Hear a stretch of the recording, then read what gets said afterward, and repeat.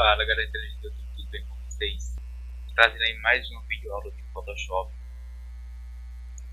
Dessa vez eu vou falar sobre uma ferramenta, mais uma ferramenta de seleção, certo? Só que essa ferramenta de seleção é um pouco mais precisa do que as outras, que é a quadrada elíptica. É a varinha mágica, certo? O atalho dela é a letra W.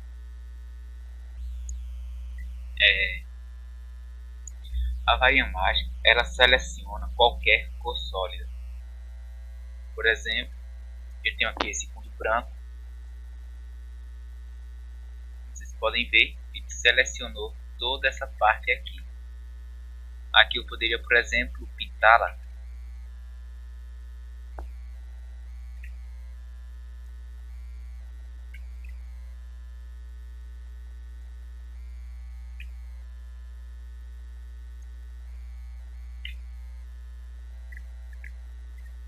Podem ver toda a imagem, porém isso aqui só foi possível porque ele selecionou uma imagem de cor sólida. Por exemplo, essa engrenagem ela é toda preta. Se eu clicar nela, ela vai selecionar a imagem. E utilizando a ferramenta de seleção, tem a opção de arrastar.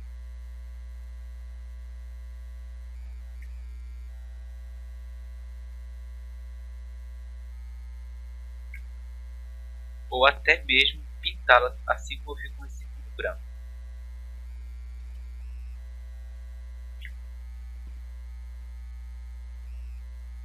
Bom, para que se entenda melhor um pouco, vou abrir uma outra imagem aqui.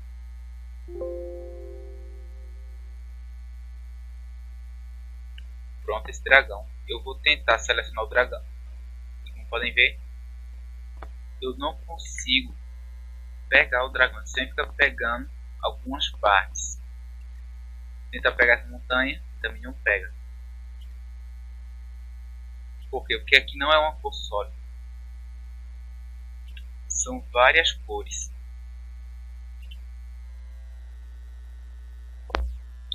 Não importa onde eu clique. Porém, se esse dragão fosse todo vermelho, se eu clicasse nele, aí sim ele iria selecionar todo o dragão.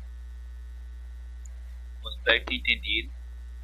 As nossas tutoriais de Photoshop não são muito grandes, tá? Então cada vídeo a gente trazer apenas uma função. Então obrigado, tchau.